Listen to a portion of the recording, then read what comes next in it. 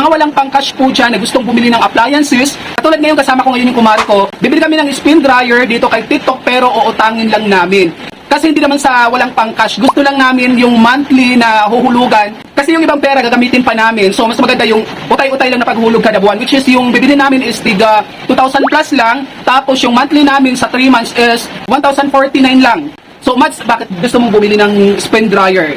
Dalawa kasi maulan ngayon. Correct. Tsaka marami kasing mga nalabahan ko. Mahirap magpatuyo. Correct, na mamaho yung damit kapag sinampay mo tapos umuulan, naanggihan, tapos yun na matagal matuyo. Tapos yung price na ganito, Mads, 2,400 plus. Kung sa tindahan natin to bibilhin sa city natin, magkano kaya to yung kung nakatingin ka na ng mga ano doon? Mga 4,000 plus.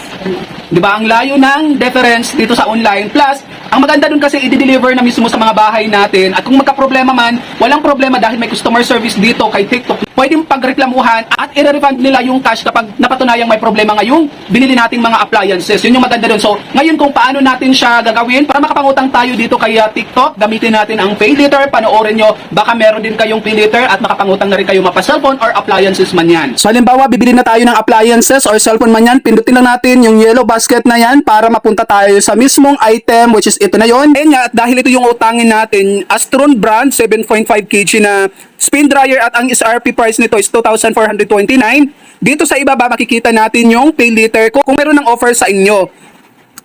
Tapos kapag halimbawa na pag-decidean mo na 3 months installment ang gusto mo kada buwan, ipipindutin ko muna yung buy now kasi syempre kasama dun yung shipping fee. So dito natin sa buy now malalaman kung magkano yung magiging total.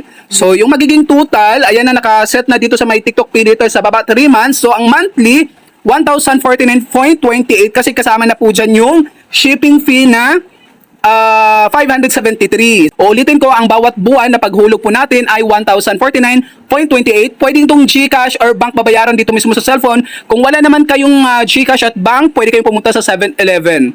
Okay? Yung reference ID number lang po yung i-encode nyo dun sa click machine dun kay 7-Eleven. Okay? Ngayon, i-place na natin itong order. Na-order na natin. Offer sa inyo ang credit, yung pay later. Pumunta lang kayo dito sa may shop, katabi ng home. Tapos dito sa taas, sa may pay later. Okay, sa may pay later, dito lalabas yung credit available.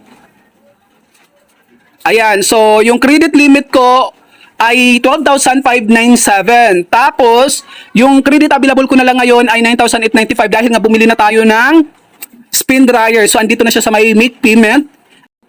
So, dito, makikita natin yung total amount. So, ayan na po, 3,143 dahil kasama na nga yung shipping fee. Dito sa may amount due, lilitaw po dyan.